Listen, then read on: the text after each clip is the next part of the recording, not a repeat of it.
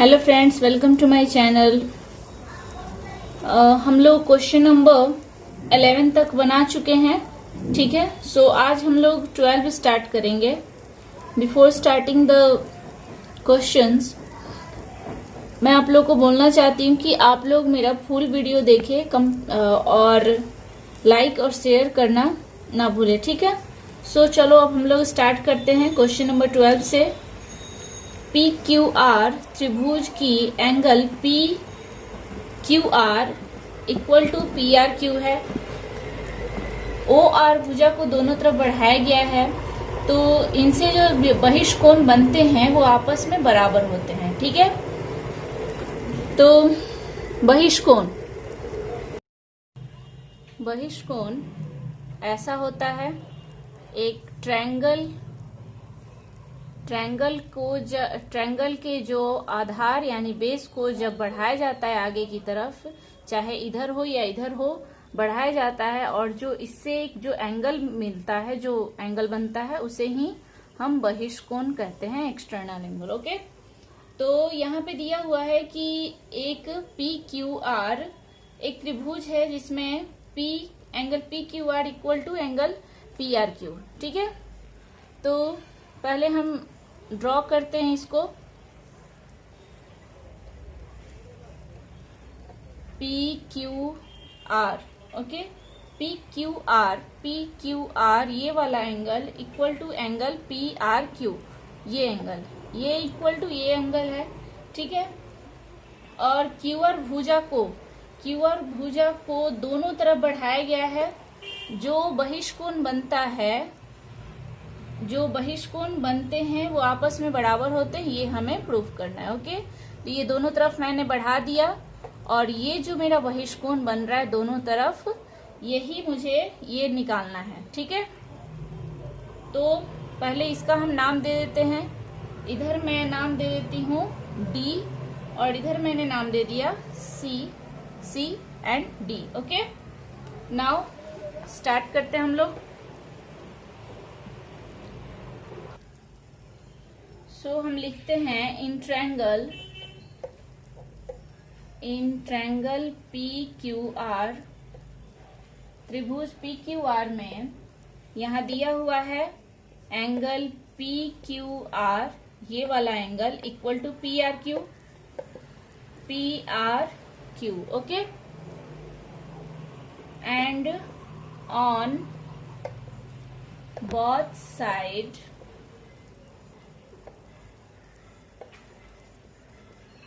Q R C and D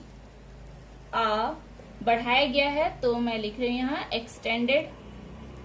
okay, दोनों side बढ़ाया गया है C और D तक। Okay, so we have to prove that, हमें यह सिद्ध करना है कि एंगल, ये वाला एंगल इक्वल टू ये वाला एंगल, यानी angle P Q C equal to angle P R D. ये एंगल पी आर डी, ये एंगल इक्वल टू ये एंगल। ओके, हमें यह सिद्ध करना है, हमें प्रूफ करना है। सो हम प्रूफ करते हैं। अब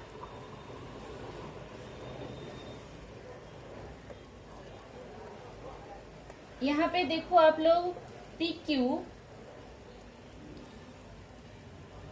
क्यू मेरा जो ये एंगल है, ये स्ट्रेट लाइन जो है पी क्यू, वो मेरा सी डी जो स्ट्रेट लाइन बना हुआ है इस पे खड़ी है। ओके, तो ये जो मेरा पी क्यू हम लिखेंगे, इसे ध्यान से देखना, इसे छोड़ देना आप लोग।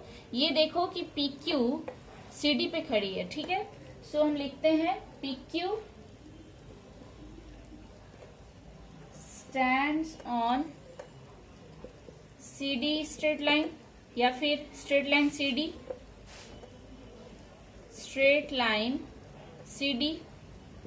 सी डी सरल रेखा पर पी क्यू खड़ी है। ठीक है, सो यहाँ पे क्या होगा, एंगल PQC, ये वाला एंगल PQC इक्वल टू होगा ये वाला एंगल PQR, ठीक है। सो हम यहां लिखेंगे angle PQC equal to angle ये। अभी आप ये भूल जाना, पहले ये देखो कि ये एक स्ट्रेट लाइन है और PQ इस पे खड़ी है, तो मेरा ये इक्वल टू ये होगा, सॉरी ये प्लस ये होगा equal to 180, PQR equal to 180 straight line, ठीक है। उसी तरह यहां फिर से हम लिखेंगे नाउ PR, ये भी आप देखो, अभी इसको छोड़ दो आप, PR इस पे खड़ी है स्ट्रेट लाइन CD पे, तो हम यहां लिखेंगे PR stand on straight line CD, okay. तो यहां सेम उसी तरह मेरा ये एंगल प्लस ये इक्वल टू 180 हो जाएगा। सो हम यहां लिखेंगे एंगल PRQ, ये एंगल प्लस ये एंगल PRD इक्वल टू 180, ठीक है। ये भी 180, ये भी 180, दोनों 180 है, तो दोनों को हम ऐड कर लेते हैं, इक्वल कर लेते हैं, क्योंकि जब राइट हैंड साइड मेरा इक्वल होता है तो लेफ्ट हैंड साइड को हम इक्वल कर लेते हैं, ठीक है। तो यहां हम इक्वल कर रहे हैं PQC ये plus angle PQR equal to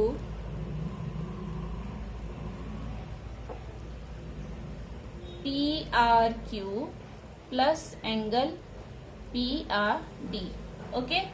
अब यहाँ आप ध्यान से देखो, पहले मेरा यहाँ पे क्वेश्चन में ही दिया हुआ है कि ये जो एंगल है, ये अंदर वाला जो एंगल है PQR, ये PQR और PRQ ये दोनों इक्वल है, ओके। तो हम यहाँ पे मेरा PQR और PRQ जो मेरा इक्वल है, तो हम यहाँ PQR की जगह पे PRQ भी लिख सकते हैं या PRQ की जगह पे PQR लिख सकते हैं, okay.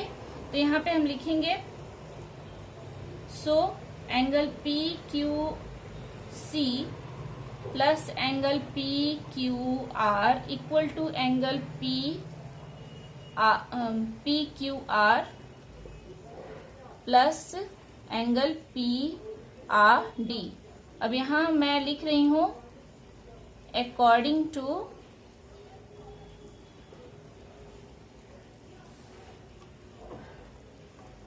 according to problem, okay, according to problem.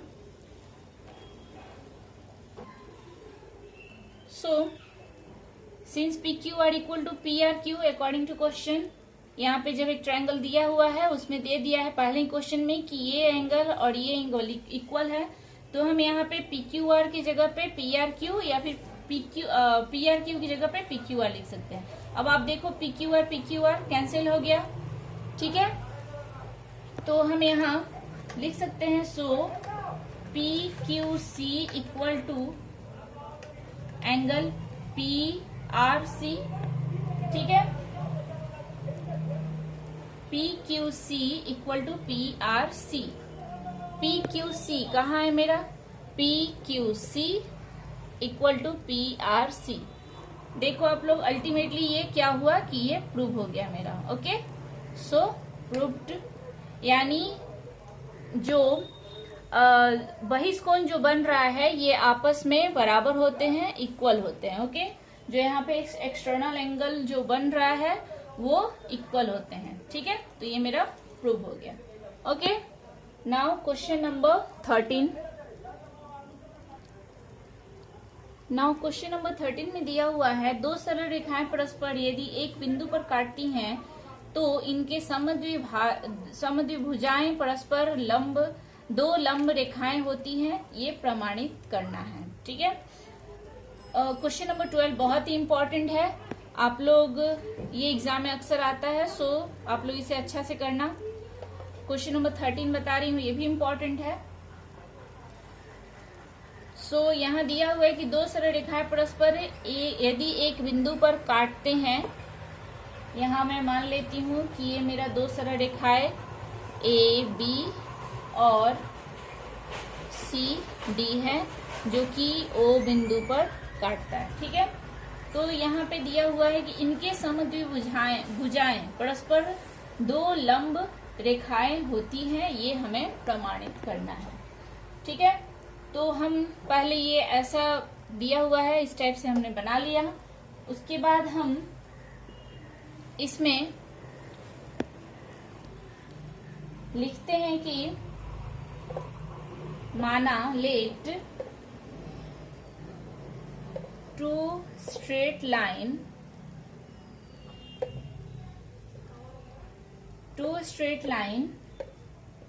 A B and C D एक दूसरे को ये लोग इंटरसेक्ट यानी काटते हैं एट पॉइंट ओ बिंदु पर ये काटते हैं ए बी और सी डी। ठीक है, तो काटने से क्या हो रहा है, एंगल ए ओ डी, ये वाला angle A O D, angle D O B, angle B O C and angle A O C are formed. काटने के फलस्वरूप हमें क्या मिलता है, एओडी, बीओसी एंड एओसी हमारा ये एंगल बनते हैं। ठीक है, सो फिर हम लिखते हैं अगेन, यहां देखो आप लोग, हमें ये प्रूव करना है दो जो समद्विभुजाएं हैं, जो बाइसेक्टर्स हैं, वो परपेंडिकुलर होते हैं, ये हमें प्रूव करना है। ठीक है, तो हम यहाँ लेते हैं ओ, इसका मैं लेती हूँ ओ, इसका एफ। ठीक है, ओ एफ इधर मेरा हो जा रहा है, इसको मैं ले रही हूँ ई। ठीक है, ओ एफ और इधर ई, इधर मैंने लिया एच और इधर जी। ठीक है, इस तरह से सभी इतने सारे बाइसेक्टर हो गए। तो ये आपस में परपेंडिकुलर होते हैं, लंब स्वरूप में होते हैं, ये हमें सिद्ध करना है, प्रूव करना है। ठीक है, तो हम यहाँ लिखते हैं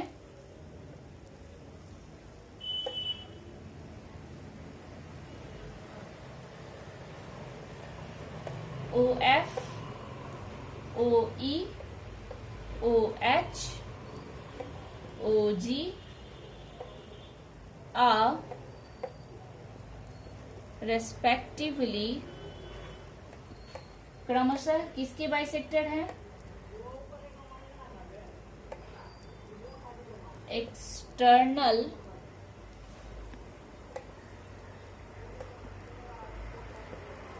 bisector of angle A O D. A O D का मेरा क्या है, ओ एफ। ठीक है, ओई किसका है, डीओबी का, डीओबी का। उसके बाद है ओ एच, ओ एच मेरा किसका है, बीओ सी का। ठीक है, एंड एओसी का क्या है, ओजी है। तो यहाँ एंड एंगल एओसी। ठीक है, so we have to prove that OE perpendicular to OE, ये वाला perpendicular to OF, OE perpendicular to OF, OG perpendicular to OH,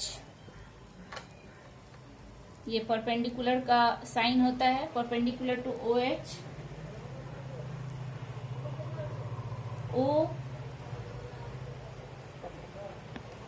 OF perpendicular to OG and OH perpendicular to OE. Okay, इस तरह से हमें ये सबको एक दूसरे के लंबवत रूप में रहते हैं, ये हमें प्रूव करना है. OE perpendicular to OF, OG perpendicular to OH, इसके परपेंडिकुलर में है. OF perpendicular to OG and OH perpendicular to OE. सब एक दूसरे के परपेंडिकुलर होते हैं, ये हमें सिद्ध करना है. ठीक है, सो अब प्रूफ पे चलते हैं हम लोग. अब आप यहाँ ड्राइंग में देखो कि OD जो है, OD परपेंडिकुलर टू AB है. इस तरह से, यदि आपको उसमें नहीं समझ में आ रहा है, मैं ऐसे समझा दे रही हूँ ताकि आप लोगों को प्रॉब्लम ना हो. तो आप लोग देखो कि AB के परपेंडिकुलर ये OD है, तो इसका मतलब इस टाइप से 180 बनाता है. तो हम यहाँ लिख सकते हैं कि OD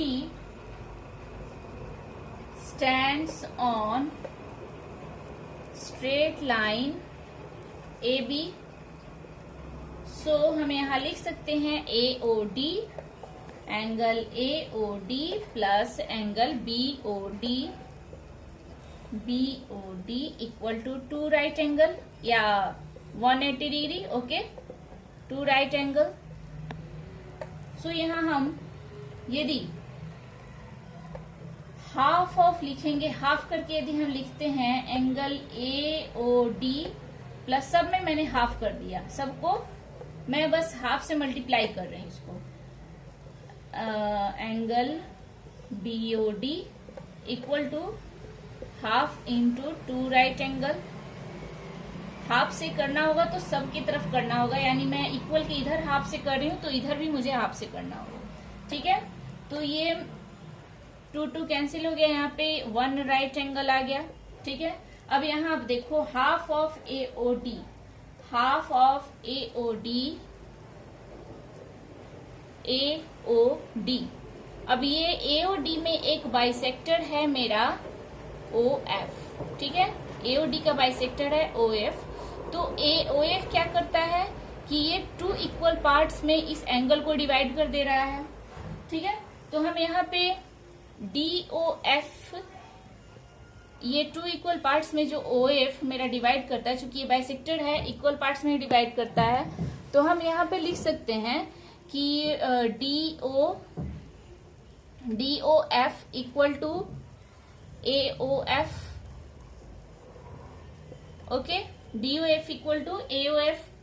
ये टोटल को हम AOD के अंदर हम लिख सकते हैं DOF and equal to AOF. चूंकि ये बाइसेक्टर है, OF इज अ बाइसेक्टर, तो हम ये लिख सकते हैं. ठीक है, तो इस तरह से मैं यहाँ पे एक लाइन इस तरह से यहाँ मैं लिख दे रही हूँ. सिंस AOD के लिए मैं लिख रही हूँ angle AOD, in angle AOD OF is a bisector, समद्विभाजक है. तो हम यहाँ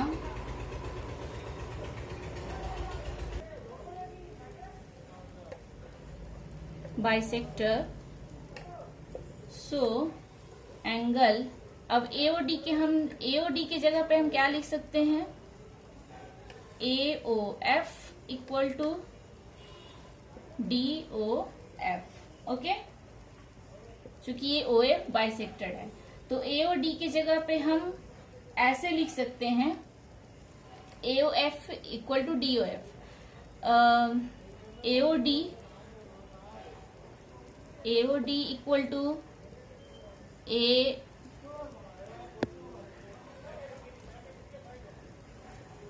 angle A O D equal to क्या होता है, angle A O F plus angle D O F. ठीक है, और चूंकि ये बाइसेक्टर है इसलिए इक्वल ये है, तो हम यहाँ पे ए ओ एफ की जगह पे हम डी ओ एफ भी लिख सकते हैं, D O F plus D O F. Okay, so यहाँ पे 2 मेरा डी ओ एफ हो गया,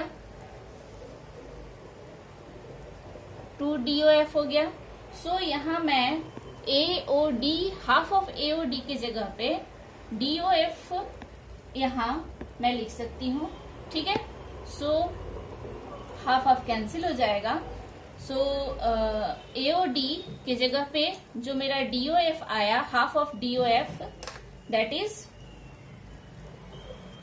यहाँ half of D A O D की जगह पे मेरा जैसे हाफ ए ओ डी की जगह पे मेरा 2 एंगल डी ओ एफ आया। ठीक है, उसी तरह यहाँ भी मैं half of B O D की जगह पे बी ओ डी है मेरा, यहाँ देखो आप लोग बी ओ डी ये एंगल, उसी तरह मैं यहाँ भी प्रूफ करके ये लिख सकती हूँ, यहाँ पे डी ओ ई लिख सकती हूँ into 2 D O E. Okay, equal to 1 right angle. So यहाँ 2 cancel, 2 cancel, that is angle D O F plus angle D O E equal to 1 right angle. अब डी ओ एफ देखो कहाँ है, D O F ये angle plus D O E ये angle. ठीक है, ये प्लस ये, दैट इज ये 90 डिग्री हो गया मेरा। इसका मतलब क्या हुआ, ये जब मेरा 90 डिग्री हो गया, इसका मतलब है कि O E perpendicular to O F. ठीक है, तो यहां हम लिख सकते हैं, so angle E O F equal to 1 right angle. सो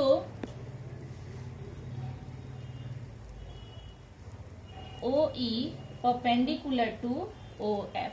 ठीक है, इसी तरह हम सब प्रूफ कर सकते हैं कि ये जितने भी मेरे परपेंडिकुलर हैं, यानी O G perpendicular to O H, O F perpendicular to O G, O H perpendicular to O E, ये सब हम प्रूफ कर सकते हैं। ठीक है, तो हम यहाँ पे ये लिख देंगे proved. Similarly it can be prove that O G perpendicular to, यहाँ मैं लिख दे रही हूँ O G perpendicular to O H and OF perpendicular to OG, OH perpendicular to OE। इस तरह से हम लोग प्रूफ कर सकते हैं। सिमिलरली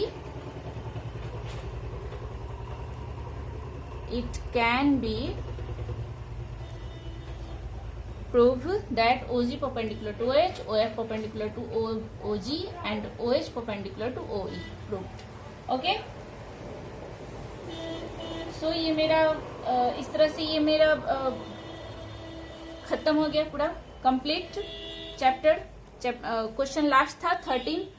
सो अब हम लोग नेक्स्ट स्टार्ट करेंगे। वीडियो पसंद आए तो प्लीज लाइक और सब्सक्राइब करना ना भूलें। Okay, thank you, bye bye.